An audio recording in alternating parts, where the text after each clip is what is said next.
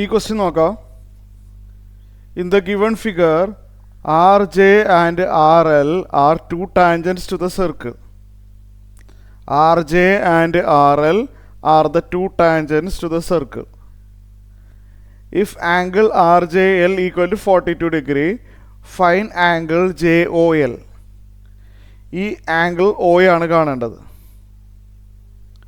ഇതെങ്ങനെ ചെയ്യാം? സൊല്യൂഷൻ നോക്കാം.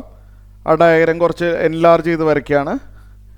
അപ്പോൾ നമുക്ക് വേണ്ടത് ഈ ആംഗിൾ 42 ആണെങ്കിൽ ഈ ആംഗിൾ O എന്ത് വരും? വളരെ സിമ്പിൾ ക്വസ്റ്റ്യൻ ആണ്. ഈ ഫുൾ ആംഗിൾ 90 ആണെന്ന് അറിയാമല്ലോ. ഇത്രയും ആംഗിൾ, ഈ ഫുൾ ആംഗിൾ 90 ആണ്. അതെന്താ കാരണം? ഈ ടാൻജൻറ്റും radius through the point of കോണ്ടാക്റ്റും പെർപെൻഡിക്കുലർ ആണ്. മൾട്ടിപ്പിൾ ചോയ്സ് ആയതുകൊണ്ട് സ്റ്റെപ്പ് എല്ലാം എഴുതുന്നില്ല, ഞാൻ ഡയഗ്രത്തിൽ കാണിക്കുള്ളൂ. അങ്ങനെയാണ് ടൈം മാനേജ്മെൻറ്റ്. സ്റ്റെപ്പൊന്നും അധികം എഴുതരുത്. ഇത് 42 ആകുമ്പോൾ ഈ ഫുൾ ആംഗിൾ 90 ആണല്ലോ. അപ്പോൾ ഇവിടെ 90 മൈനസ് 42 വരും. ഇത്രയും ഭാഗം 90 മൈനസ് 42 എത്രയാണ്? 48 ആണ്. ഈ ആംഗിൾ 48. ഇതൊരു ഐസോസെലസ് ട്രയാങ്കിൾ ആണെന്നറിയാം, കാരണം റേഡിയസ് ഈക്വൽ അല്ലേ. ഇത് രണ്ട് റേഡിയസ് ആണല്ലോ. ഇത് 48 ആകുമ്പോൾ ഈ ആംഗിളും 48 ആവും.